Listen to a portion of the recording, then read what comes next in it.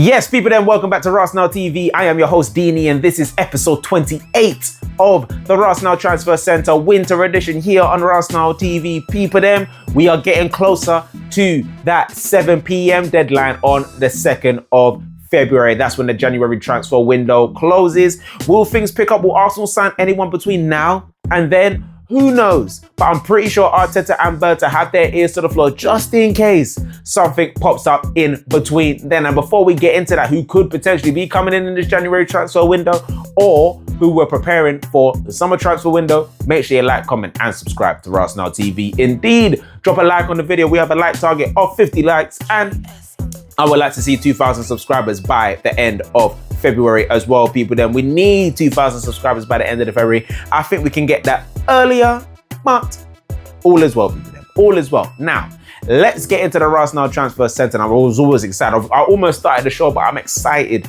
to talk about this news to you. Why am I excited?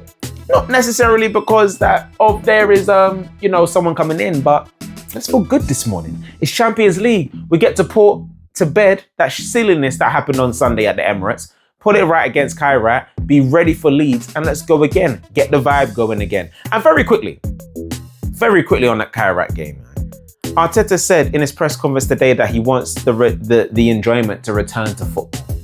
And he wants to be happy and live and everyone to enjoy football. There was almost not a coming to Jesus moment, but a clear the air type of moment when he spoke in his press conference yesterday ahead of Kairat. So I'm expecting some free-flowing football today. I'm expecting people to be let off the leash.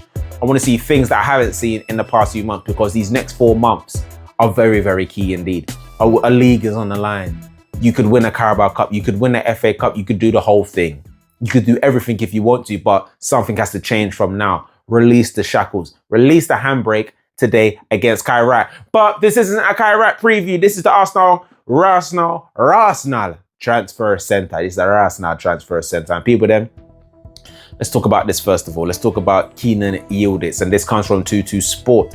That Juventus are apparently close to extending Kenan Yildiz's contract until 2031 for an annual salary of $6 million. Now, as you lot know that I've been here on the Rasenal Transfer Centre, you know I did a deep dive on Kenan Yildiz. I think I've done 2 on Kenan Yildiz. Actually, the wanted man and the chosen one. Kenan Yildiz is the one for me that I want on the left-hand side to come in for Arsenal. But we spoke about the financial worries that Juventus were having at the time and if they could offer Kenan Yildiz a contract like that. Kenan Yildiz it was reported that his agents wanted a salary for between 6 to 7 million for him. And if he can get that salary, then I'm pretty sure he will stay at Juventus. Sadly, he is their current number 10. They're looking to him for the future. Everyone loves him there. We love him here. But as long as this contract isn't signed, there is hope for the Arsenal. So we will see what happens if they are really closing in on getting a deal or a contract signed for Kenan Yildiz. How would you feel if Kenan Yildiz did sign a new contract? If Kenan Yildiz does sign a new contract, do you still think we can get him in the summer? Let me know what you think of that in the comment section down below, people. Them now, a player that I've never heard of, a new player indeed, on the Arsenal list. And he is actually, he was born in Brazil, but he does have a Croatian passport. And his name is Rafael Bellinho. Plays with Dynamo Zagreb and will be eligible for a move to the Premier League once he turns 18. He is 17 at the moment, but he's seen as another bright prospect, another one that Arsenal are interested in. And he's 17 years old, Brazilian, prodigy, plays as an attacking midfielder for NK Košice in Croatia. I know I've butchered that. And it said that the likes of Manchester United, Dortmund, Barcelona, and as I said to you already, Arsenal are involved for his signature. He's technically gifted, a left-footed playmaker, agility, vision, everything. This is what is being quoted on him right now. Have I seen him play? No. I don't watch Dynamo Zagreb. You lot know me already. I'm an Arsenal fan. Smash up the like button as well. But people then, it's seen that Arsenal are currently leading the race for his pursuit and could make a move for him. And then, like we did with the Holger twins, we signed them on a contract already, and then they're going to join in 27.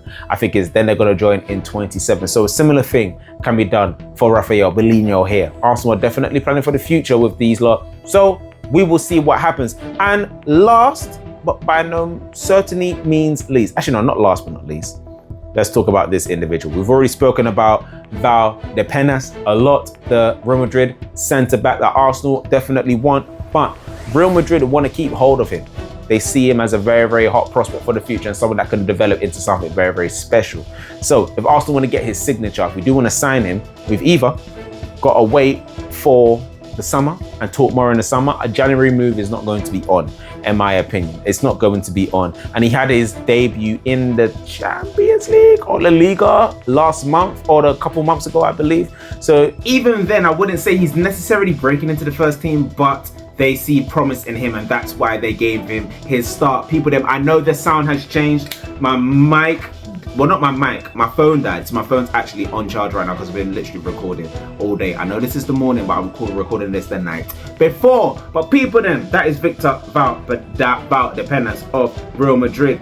And now, last but by no certainly means least, Gunner Blog reported yesterday that Nottingham Forest have informed Zinchenko that they do not want him anymore. His time at Nottingham Forest is done, and we already know that his time is up at Arsenal as well. So we are still waiting for his move to be finalized with Atletico Madrid, Ajax over there in the Netherlands as well. So we'll see what happens there. And just before we go, I asked the question yesterday on the Rasenal Transfer Centre to see if people were watching, and 4 people did leave a comment and they were watching. So I'm going to put their comments on the screen right now. I'm going to answer another question in a second to make sure everyone else is watching. But Desmond said 2-1 to the Arsenal. I asked everyone for their predictions for the Arsenal game. Desmond said 2-1. Michael Prince said 4-0 to Kyrat. Daniela said 4-0 and Lincoln said 8-0 to the Arsenal. I'm going 4-0 to the Arsenal. And the second question I'm going to answer right now to see if you lot are watching, and put your comments in the comment section down below. And if you are watching, I'll put your comments on the screen like I've done so here. So my second question, again, if you didn't put in your prediction, what is your prediction and who are your goal scorers going to be? And then on tomorrow's Rasenal Transfer Centre, we'll see who is right and who was wrong. Let me know what you think of that. But people, that has been episode 28 of the Rasenal Transfer Centre. I hope you have enjoyed it today. Big game in the Champions League. Just as a morale booster. Not like it's going to end our season. We're already going to finish top 2. So we're fine on that front. But people, let me know what you think of the show in the comment section down below. And we'll be back tomorrow. Love and guidance, people. Peace.